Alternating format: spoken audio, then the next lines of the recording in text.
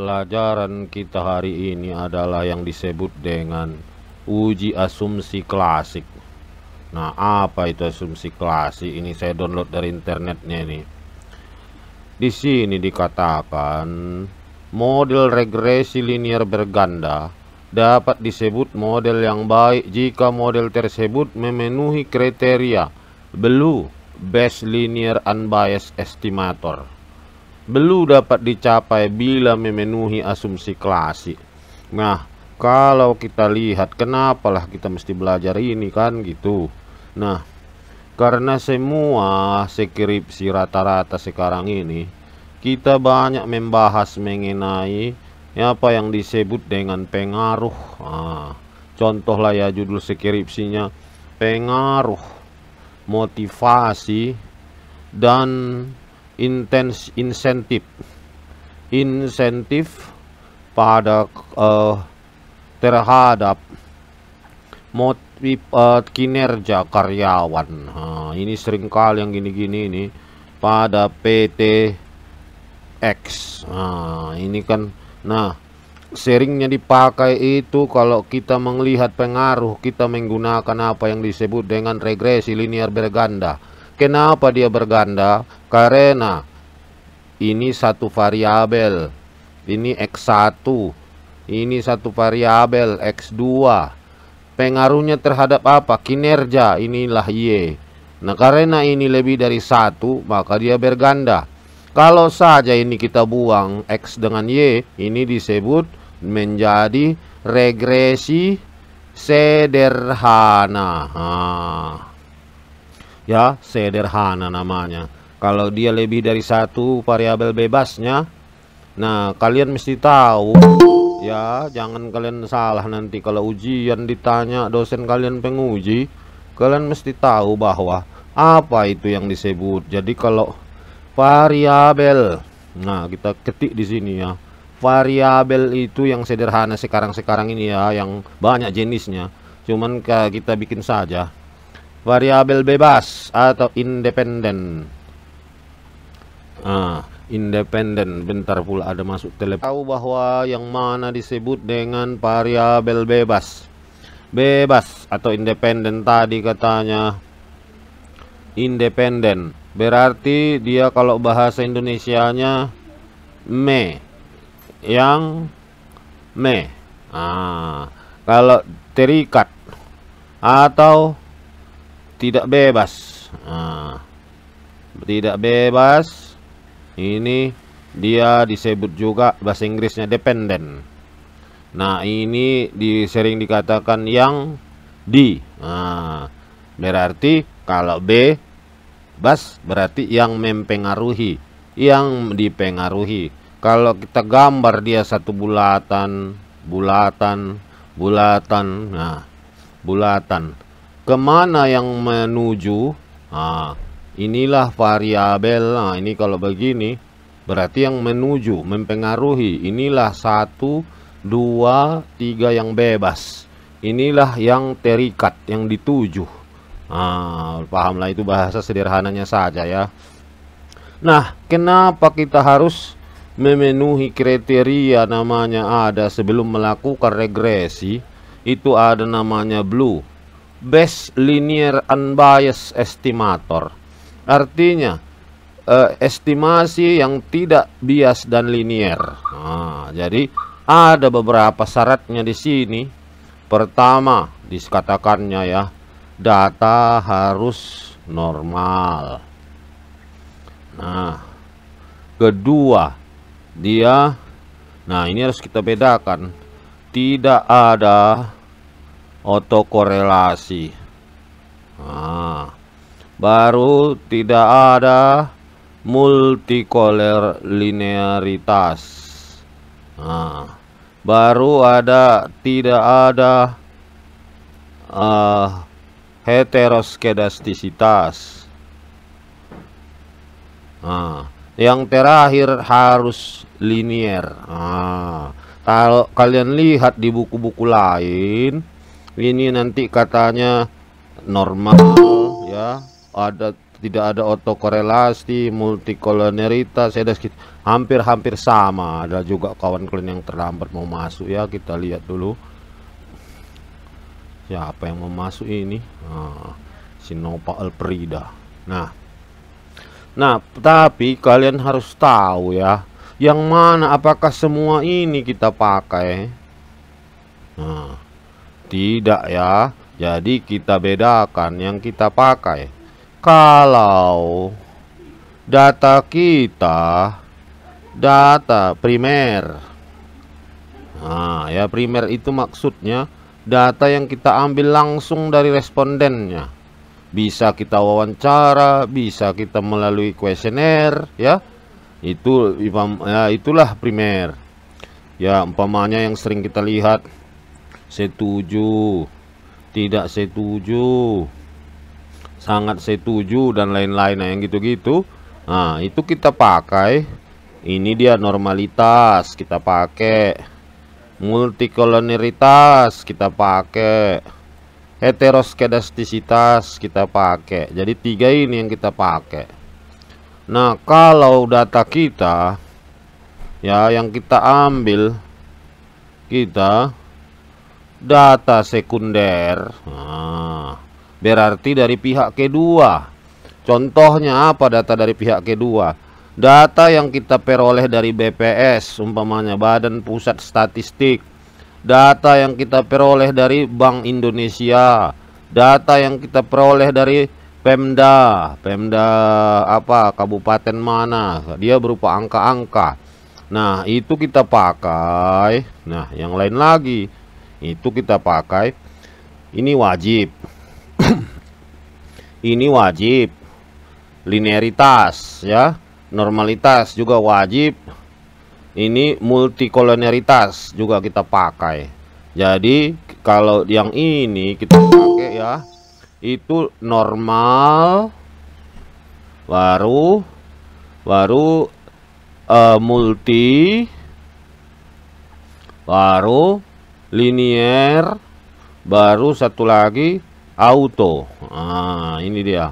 Kalau ini agak banyak, ada 4. Kalau tadi yang itu 3 ya. Kalau yang ini tadi ya, ini dia normal, baru multi, baru hetero. Itulah ya. Ada tadi yang datang, kita lihat dulu siapa yang mau masuk itu. Admit, mana dia, kok nggak nampak. Ini dia, admit all. Udah. Nah, kita mulai lagi. Nah, berikut ini ada data permintaan ayam. Banyak kali datanya nih, bah. Nah, inilah kita lihat ya. Kita buka dulu SPSS kita. Nah, kita tengok dulu di sini. Ini ada SPSS. Ada SPSS for window. SPSS ini. Nah, di sini kita lihat. Ini SPSS jadul.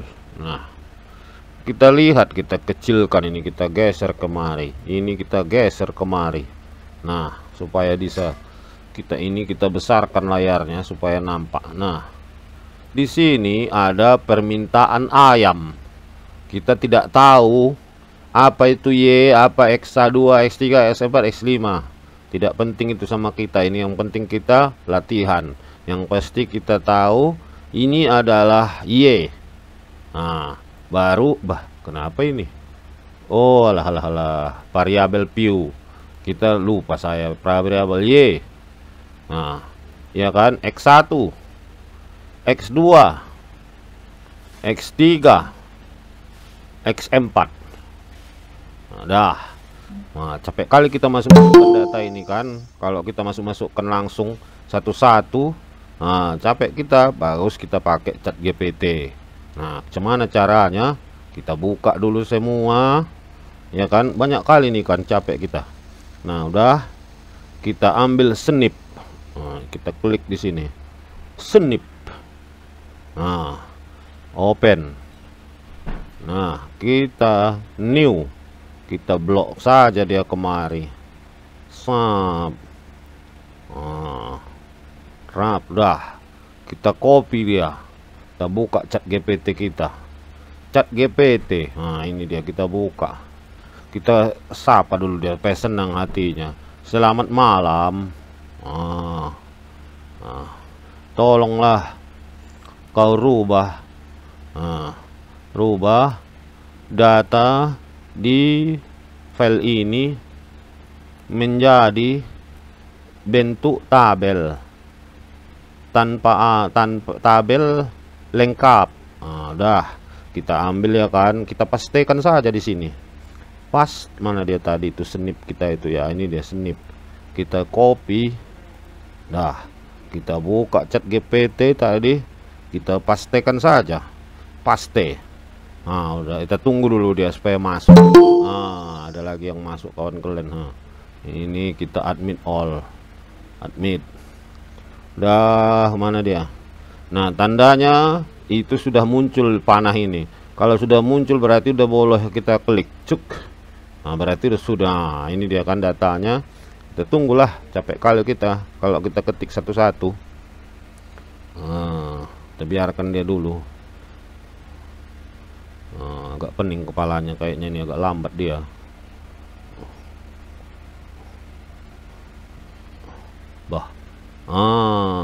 Tidak terbaca dengan jelas. Dilakukan agar dapat saya akan mencoba tabel yang terstruktur. Biar aja diperbaikinya. Tunggu aja, capek kita itu ya kan mengetik satu-satu. Tidak terbaca katanya dengan jelas karena tidak terbaca sehingga perlu pembersihan data. Biar aja dia memperbaikinya. Atau mananya ada ketidaksesuaian pada data yang Anda masukkan. Sama kali pun cobalah kita ketik di Google ya kan, mana tahu ada. Ini Google kita buka di sini Google. Nah, kita ketik image to Excel online free. Oke. Convert JPG online image to Excel. Nah, ini aja. Coba kita coba saja. Mana tahu ada yang bisa cepat. Nah, ini kita ambil ya kan, kita copy dia. Nah, kita pastekan sini. Tak mau dia ya. Berarti kita harus sub as dulu. Sub as. Nah, kita bikin gambar satu.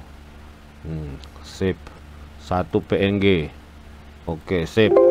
Yes. Nah, kita buka dia di sini. Upload image. Desktop sub. Image nomor 1. PNG. Open. Convert to Excel. Nah, kita sambil menunggu-nunggu dia. Ini kan lama. Kita tengok dulu Chat GPT tadi apanya hasil dia kerjanya. Nah, ada kesalahan komplit. Wah, ternyata bisa dibuatnya. Tengok ini dari tahun 72 60 sampai tahun 80. Udahlah ini saja kita copy ya kan. Nah, kalau kita mau mengopi ini jangan kayak di copy dari situnya. Lewatkan dulu sedikit sampai di sininya. Rap dah. Copy. Buka Excel. Nah, supaya dia mantap. Excel. Open. Nah, dah, kita tunggu sambil menunggu-nunggu. Kita buka tadi Google yang kita suruh ini dia. Done with the file, learn how our AI struktur JSON. Apa ini? Udah betul nih ini. Coba kita download dulu. Macam mana bedanya rupanya nanti kalau kita buka dia. Nah, kita open. Nah, coba kita lihat. Wah, macam mananya hasilnya? Apakah sama? Mantep bah. Udah sama semua. Tapi kita tengok dulu apakah bisa dicopy. Waduh, udahlah kalau gitu, capek kita. Nah, ini dulu kita lihat. Nah, tinggallah kita copy saja. Nah, tab kita copy ini semua. Nah, tab 1 2 3 4 1 2 3 4 5 dia. Berarti kita buka SPSS kita. Ini Berarti 1, 2, 3, 4, 5. X5 kurang. Nah, sudah. Kita ambil data view kita. Ini kita delete ini. Delete. Nah, kenapa pula mengecil ini? Bah. Nah, udah. Kita geser. Ini dah. Kita geser dia. Kita paste. Bah, ini kok 3. Kita lihat di sini. Oh ya. Karena tidak ada bentuk komanya di sini, kita tampilkan string, jangan string, dia numerik kita bikin. Oke. Desimalnya 2 kita bikin. Kita lihat di sini. Oh, ini. Oh iya, kenapa ini? Decimal 2. The number is too large for the field width. Oh alah, ini lebar kolomnya tadi gara-gara kita tadi tarik-tarik. 8 kita bikin, baru kita bikin desimal 2. Udah, ini kita ganti. Measure-nya kita bikin secalo. Nah, ini pun 8 saja kita samakan semua. Udah. Kita lihat data view. Udah muncul dia. Tapi kenapa ini digenap-genapkannya sementara di sini beda-beda. Bawalah. Kita lihat dulu ya. Nah, kita coba ulang. Yang Y-nya saja ini agak sedikit bermasalah. Kita copy, kita ulang. Copy. Nah, kita Y-nya ini paste. Sep. Udah masuk barang tuh semuanya. Nah, kita ikuti lagi. Apa katanya? Pertama, di sini uji normalitas. Nah, cara yang sering digunakan apakah normal atau tidak adalah lonceng atau tidak. Nah, katanya di sini bisa menggunakan rasio skewness atau rasio kurtosis berdistribusi normal atau tidak. Sebagai pedoman, rasio kurtosis skewness berada di antara -2 dan +2. Nah, langkah-langkahnya analize regression linear, baru masukkan Y, masukkan X-nya. Baru kita lihat understandize, baru pada bagian residual. Kita praktekkan di sini ya. Sub, saya besarkan layarnya dulu. Rap, kok nggak mau. Kontrol M4. Mana M4? 1, 2, 3, 4. Analyze regression. Apanya tadi katanya? Memang ininya lupa. Ini dia tadi. Apa katanya? Analyze regression linear. Dah, kita ikuti. Analyze regression linear. Pindahkan Y ke dependen. X1 sampai X5 ke independen. Apalagi katanya? Ini udah kita kerjakan. Nah, baru kita buka SAPE unstandardized. Nah, kita lihat. Nah, ada di situ SAPE. Ya, ini paling bawah ini. SAPE, ini dia ini. SAPE, klik residual unstandardized, continue. Baru kita lihat lagi buku itu tadi. Nah, ini udah dikerjakannya. Udah residual continue. Baru analyze menghasilkan variabel baru unstandardized residual. Coba kita lihat. Nah, kita oke kan dulu ini ya. Tab.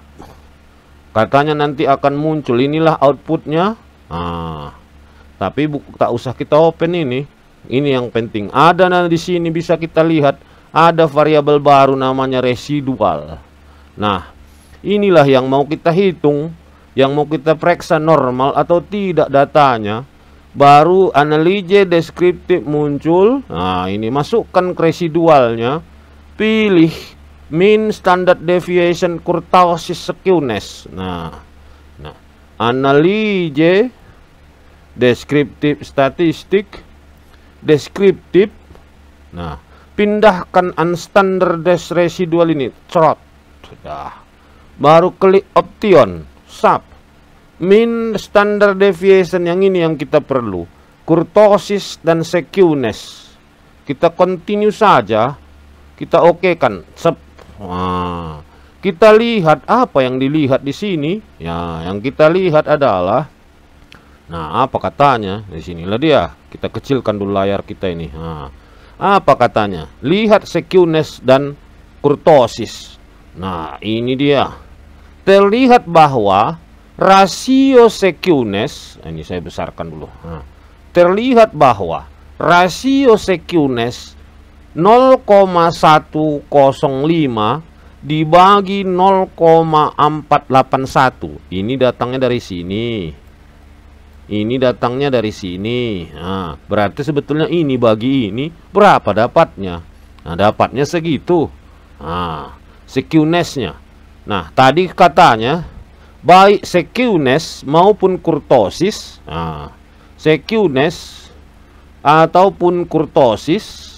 Nah, tosis nilainya harus berada, harus berada antara minus 2 sampai dengan positif 2. Nah, jadi antara itulah. Berarti kita lihat ini tadi rasionya dibagi, ya, dibagi dia, kita kecilkan sedikit layar kita ini. Nah, kita lihat ini bagi ini dapatnya 0,21 atau 2,2. Ini bagi ini dapatnya negatif 1,71. Karena 0,218 dan negatif 1,071 antara minus 2 hingga 2, maka dikatakan data itu adalah normal. Ya kan? Nah, itu satu cara. Nanti kalau kalian lihat ada lagi cara yang lain. Nah, caranya yang lain itu pakai ini. Sama kayak tadi, kita besarkan dulu. Analyze. Baru. Nah, ini. One sample KS. KS ini uji Kolmogorov-Smirnov. Nah, yang kita uji itu juga unstandardized residualnya. Kita ambil normalnya, kita okekan SAP. Nah, kita lihat. Nah, di sini juga kalau kalian lihat, nah ini dia. Yang diambil di sini adalah nilai signifikannya. Di sini aturan mainnya nilai sig harus lebih besar dari 0,05. Inilah baru dikatakan normal. Ya, normal dia. Karena kita lihat 0,214 lebih besar dari 0,05, maka data ini terdistribusi dengan normal. Ya. Baiklah, jadi udah paham kalian ya, ada dua cara. Ada lagi sebetulnya satu lagi cara yang seperti ini. Jadi, saya bikin ya. Nah, analyze regression linear. Nah, ini tadi udah masuk kan?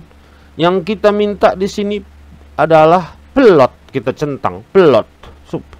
Nah, ini kita pindahkan S-resid. Ini yang tadi dihitung itu kan. Nah, S-resid, standardized resid itu residual. Z-pred pindahkan kemari. Z-prediction. Nah, kita klik lah ini. Yang ada bacaannya normal probability plot. Cek. Nah, kita continue. Kita okekan.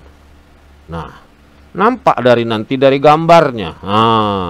Kalian perhatikan ini ya, kalau di sini kita lihat gambar itu, ini baling-baling data ini kan. Kalau kita tarik garis, rap, masuk kemari, rap, rap dia kemari. Ya, yang mana dikatakan normal? Data dikatakan normal kalau dia berada sekitaran garis ini, garis lurus ini. Nah, jadi seringkali kita lihat gambar kurang pas. Yang paling pas adalah kalau kita hitung baik dengan menggunakan Kolmogorov-Smirnov. Ini dia Kolmogorov-Smirnov dari nilai sig-nya. Nah, ini. Atau kita gunakan dari yang uji skewness dan kurtosisnya. Yang mana tadi itu?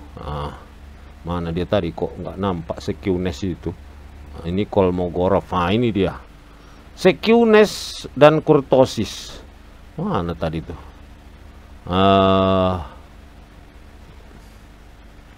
Mana dia? Kita besarkan dulu ya, tak nampak saya. Ini kita lihat ada tadi bacaannya. Nah, ini kok lain ini. Mana tadi itu ya? Skewness. Kita cari dulu ke atas, paling atas. ANOVA, koefisien deskriptif. Ini dia tadi ya. Kalau kita lihat tadi, bandingkan ini dengan ini, bagikan ini bagi dengan ini. Kalau dia terletak antara negatif 2 dan positif 2, maka dapat dikatakan data sudah normal. Oke, ya.